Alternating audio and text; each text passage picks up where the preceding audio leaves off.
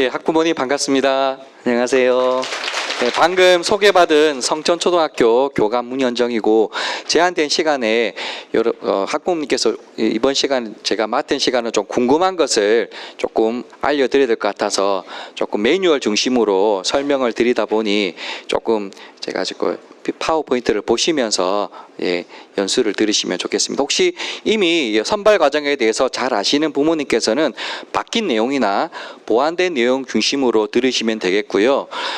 그리고 말씀드리기 전에 요건 지금 이 내용은 단위학교 실적에 따라 약간 달라질 수 있습니다. 100명이 있는 학교와 전교생이 1000명인 학교는 조금 학교마다 여건이 다르기 때문에 오늘 들으신 연수로 왜 우리 학교는 이렇게 하지 않지라고 하기보다 단위학교에서 안내되는 선정 기준과 추천 기준을 잘 살펴보시고 학교에서 학부모님께서 그 선발 과정에 따라 준비를 해주시면 되겠습니다.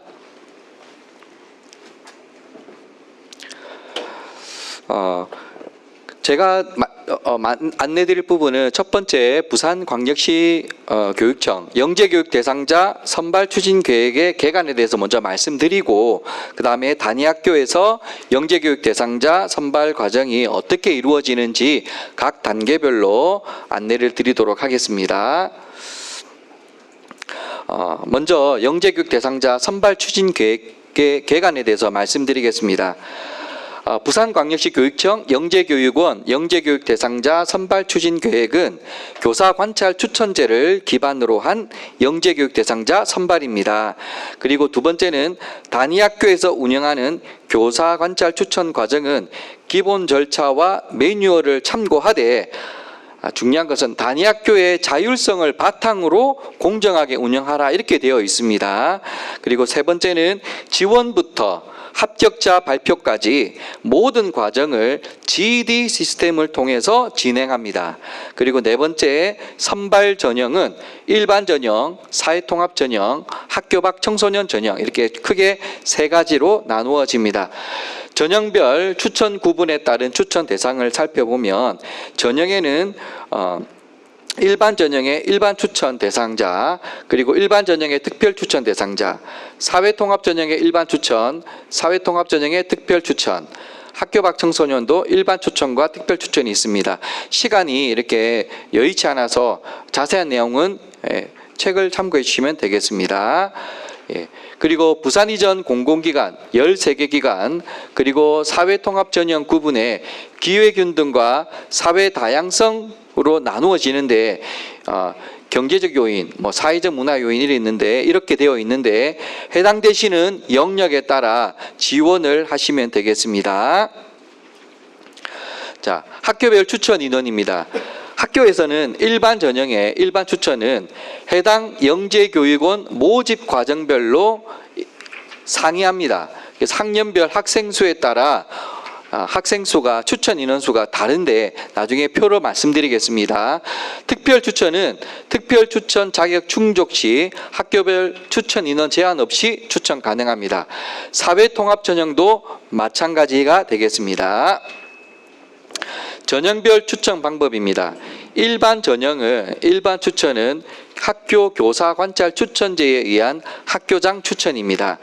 특별 추천은 일반 추천과 동일하되 GED 시스템에서 특별 추천 여부 확인 및 표시만 합니다.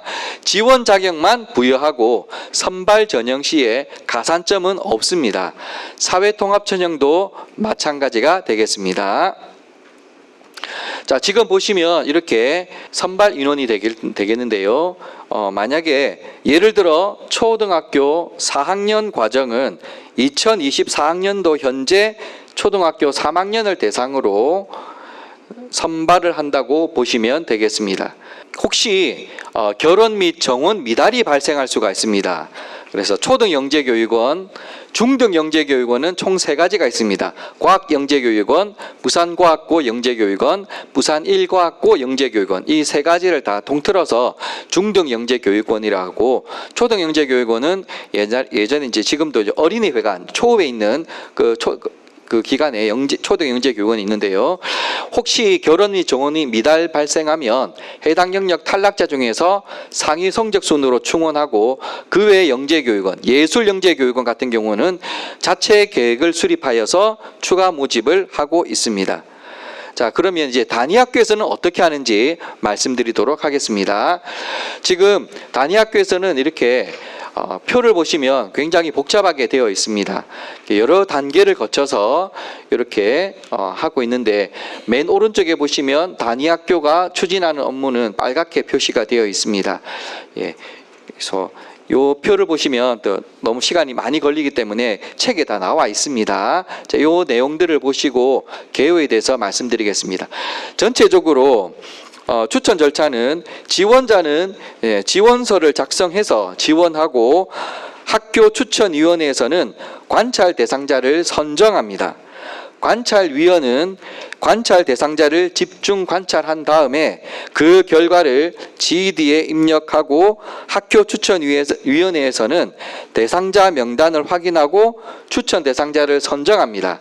지금 빨간 테두리 있는 부분이 학교에서 하는 부분이 되겠습니다. 1단계, 2단계가 되겠습니다. 1번, 2번. 그리고 3번, 4번은 이제 영재교육원, 교육청에서 담당하는 부분이 되겠습니다. 예. 단위학교 추천 절차 개요를 조금 더 살펴보겠습니다. 1단계는 학교마다 영재교육 대상자 학교 추천위원회를 구성합니다. 여기에서는 관찰 추천 계획을 수립하고 추천 기준을 작성하며 교사 관찰위원을 위촉합니다. 그리고 2단계에서는 관찰 대상자를 집중 관찰하게 됩니다. 이 2단계에서는 단위학교에서 수행 관찰 검사를 실시합니다. 수행 관찰 검사 결과와 집중 관찰을 끝마치게 되면 3단계로 교사가 추천 관련 자료를 입력해서 4단계로 학교 추천위원회에서 추천 심의를 하게 됩니다. 그래서 최종적으로 추천자를 선정하면 학교장이 추천으로 GED 시스템에서 영재교육 대상자 추천을 영재교육원으로 하게 됩니다. 여기에서는 단위학교에서 하는 추천 단계가 되겠고요. 여기에서는 이제 영재교육원, 교육청에서 하는 단계가 되겠습니다. 1단계, 저희 단위학교에서 학교장 추천으로 하게 되면 이제 2단계로 교육지원청에서는 영재성 검사 및 창의성 문제 해결력 검사를 실시하게 됩니다. 그 다음에 3단계로 구술 및 면접을 거쳐서 최종 합격자 발표를 하게 됩니다. 여기 보시면 파란색으로 되어 있는 부분이 이제 단위학교에서 있는 부분인데요. 여기에서 보시면 5번에 보시면 수행 관찰 검사가 되어 있습니다. A형은 10월 15일, B형은 10월 22일에 실시하고 A형과 B형의 선택은 단위학교에서 선택을 합니다. 우리 학교에서 A형을 치겠다, 우리 학교에서 B형을 하겠다. 단위학교에서 선택을 합니다. 그 다음에 저기 보시면 12월 7일에 치는 것은 이제 교육청 차원에서 치는 영재성 검사 및 창의적 문제 해결력 검사이고 12월 7일 날 치는 시험을 치기 위해서는 단위학교에서 학교장 추천으로 추천의 대상자가 된 학생만 이렇게 시험을 치르게 됩니다. 자, 그 다음 영재교육 대상, 다시 학교에 들어와서요. 영재교육 대상자 추천 계획은 수립하게 되는데 여기에서는 추천위원회 구성을 어떻게 할 건지, 그리고 추천 절차, 추진 일정, 추천 기준 등을 수립을 하게 됩니다. 단위학교에서 영재교육 대상자 학교 추천위원회에서는 구성을 할 때 교감을 포함한 6명 내외로 하고 외부 위원을 한두 명 포함하는 것을 권장을 하고 있습니다. 단위학교에서 할 수도 있고 안 할 수도 있습니다.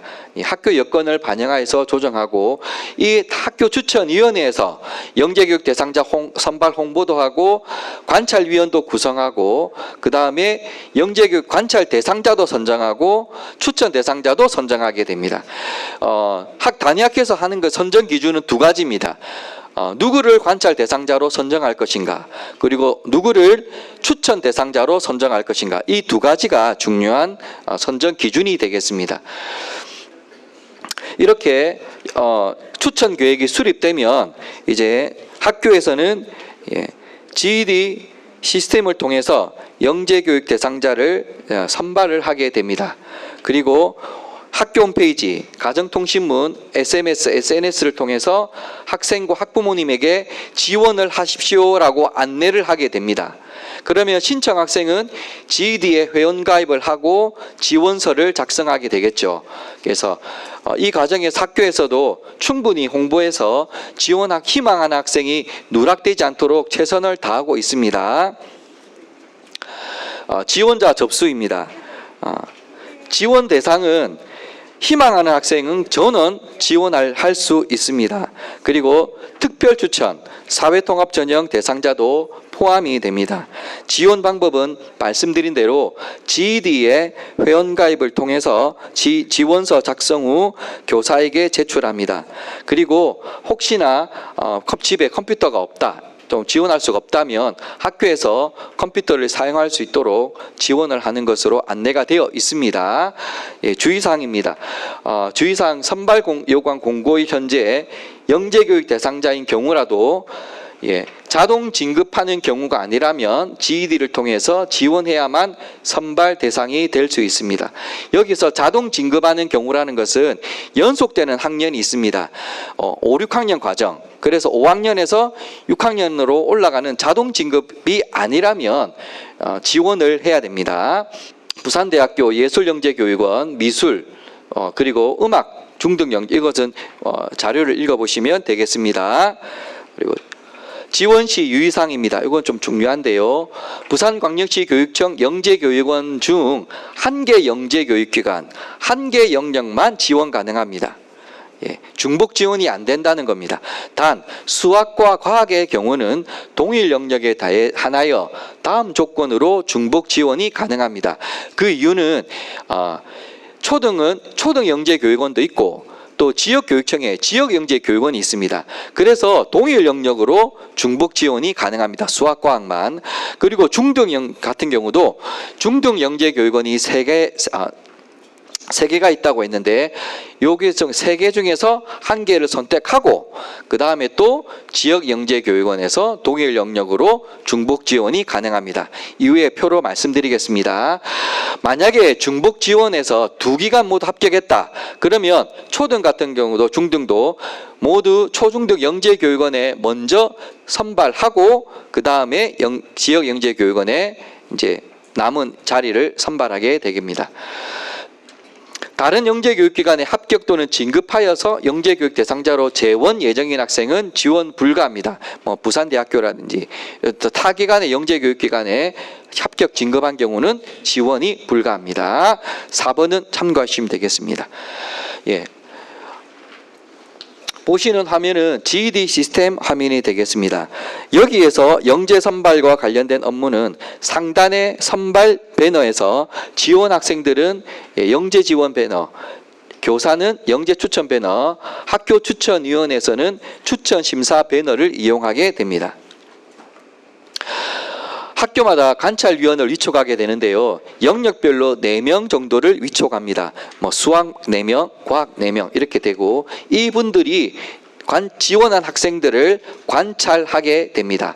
그리고 관찰한 결과를 학교 추천위원회에 이렇게 선정 의뢰를 하게 됩니다. 학교 예시입니다. 이렇게 해서 담임 선생님, 그 다음에 영역별로 관련된 교과 영역, 지금 초등 기준입니다.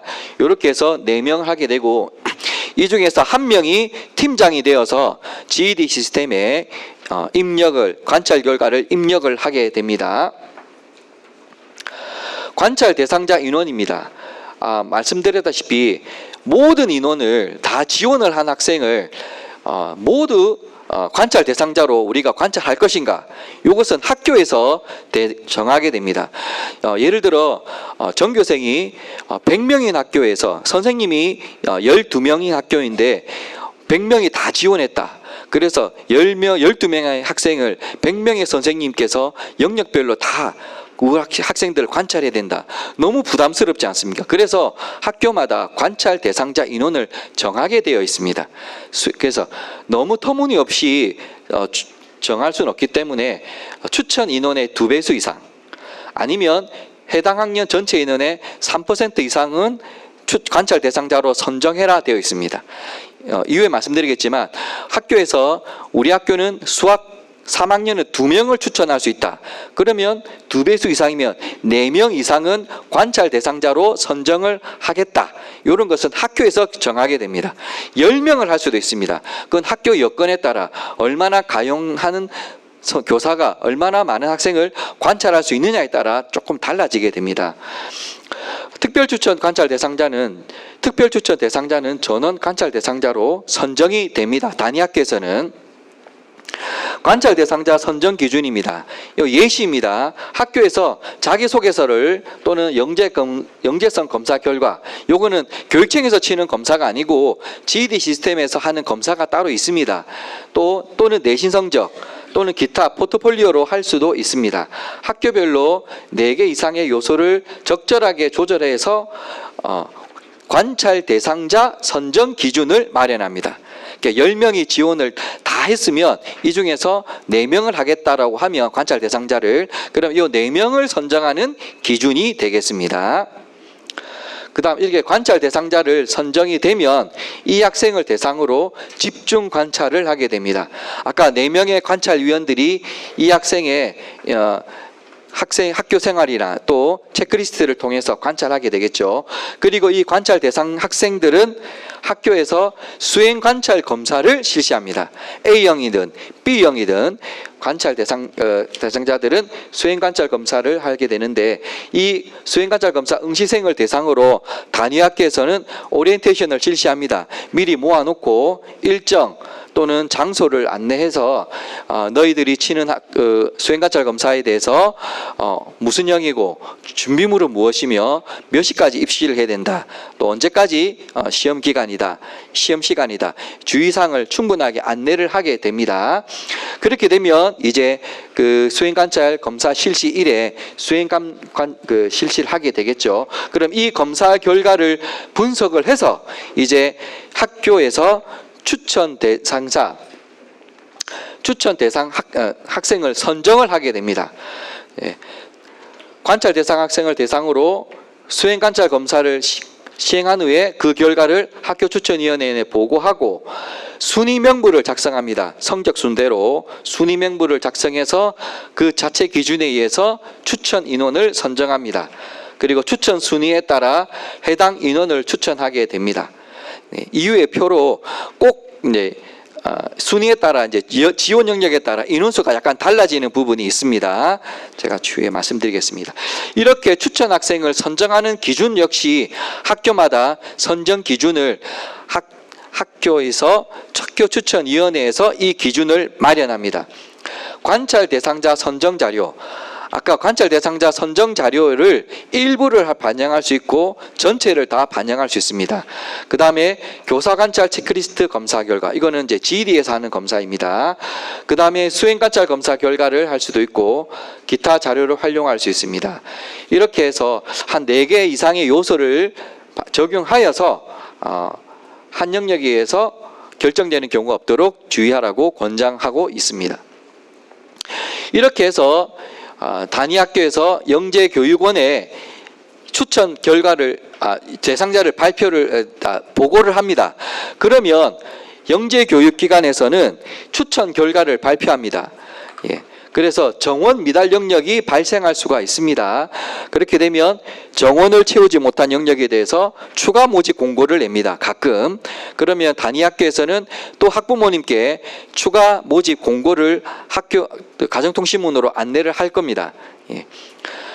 그 다음에 영재성 검사, 이제 교육청에서 실시하는 영재성 검사 및 창의적 문제결력 검사 안내를 하게 됩니다. 그리고 이와 관련해서 영재교육원 홈페이지에서 또는 GED 시스템에서 탑재하고 학교 공문으로 이 내용을 안내합니다. 그래서 학생은 GED에서 자신의 수험번호를 확인하고 출력을 해서 영재성 검사 및 창의적 문제결력 검사에 응시를 하게 됩니다. 자, 이렇게 해서 영재성 검사를 실시하게 될 텐데요. 부산대 예술영재교육원 같은 경우는 미술 영역 실기고사를 별도로 실시하게 됩니다.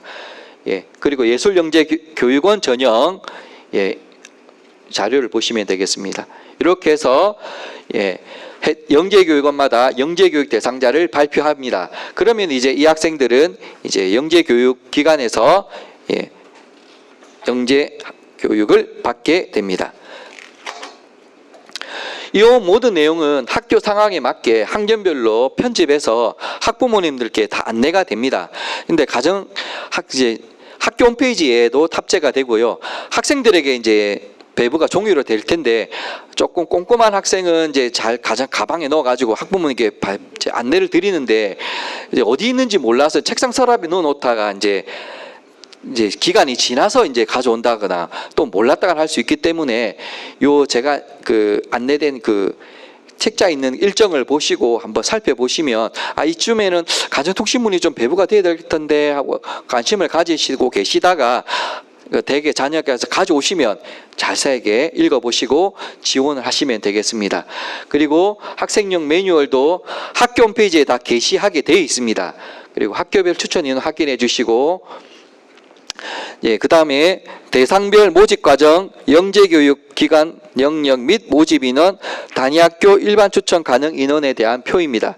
여기서 보실 것은 여기 단위학교 일반 추천 가능인데요. 영역별 학생 수 100명당 1명, 또 뭐 50명당 1명, 150명당 1명, 제한 없음 이렇게 되어 있습니다. 이것은 그 3학년 같은 경우 학교에서 3학년 학생 수에 대해서 몇 명인지를 보시고 우리 학교 3학년 학생이 100명이네. 그럼 1명밖에 지원은 안 되겠네. 이렇게 아시면 되겠습니다. 예. 그래서 이것도 학교마다 가정통신문에 안내가 됩니다. 예, 이렇게 해서 50명당 1명일 때, 100명당 1명일 때, 150명당 1명일 때 이렇게 나와 있고요. 예, 만약에 우리 학교가 180명이다. 동학년이 한 학년이 그러면 50명당 추천할 경우에는 4명, 100명당일 때는 2명 이렇게 되겠죠. 그래서 이걸 보시고 학부모님께서 대충의 학교 추천 인원을 가름하시면 되겠습니다. 예, 여기에서 보시면 모집 대상 인원 및 예입니다. 올해부터 이제 그러니까 2025학년부터 한 학급당 인원이 20명에서 18명으로 이렇게 16명으로 이렇게 줄어들었습니다. 16명으로. 그래서 인원수가 약간 줄어들었고요. 일반 전형과 사회통합 전형이 있는데 사회통합 전형은 20% 이내 우선 선발하게 되어 있습니다. 그래서 한 학급 기준으로 13명은 일반 전형이고 3명은 사회통합 전형으로 별도로 뽑습니다. 예, 이렇게 아시면 되겠습니다. 그 다음에 아까 말씀드렸다시피 중복 추천이 있는데요.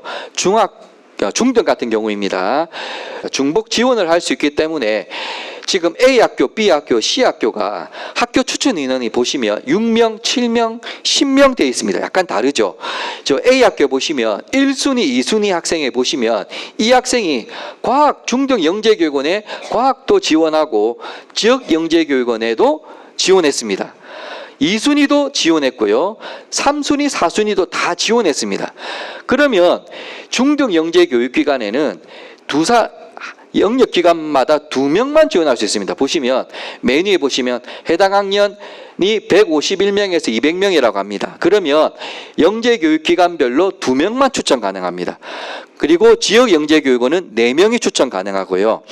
그런데 보시면 중등 영재교육기관별로 1순위, 2순위가 과학영재교육원에 지원했고요.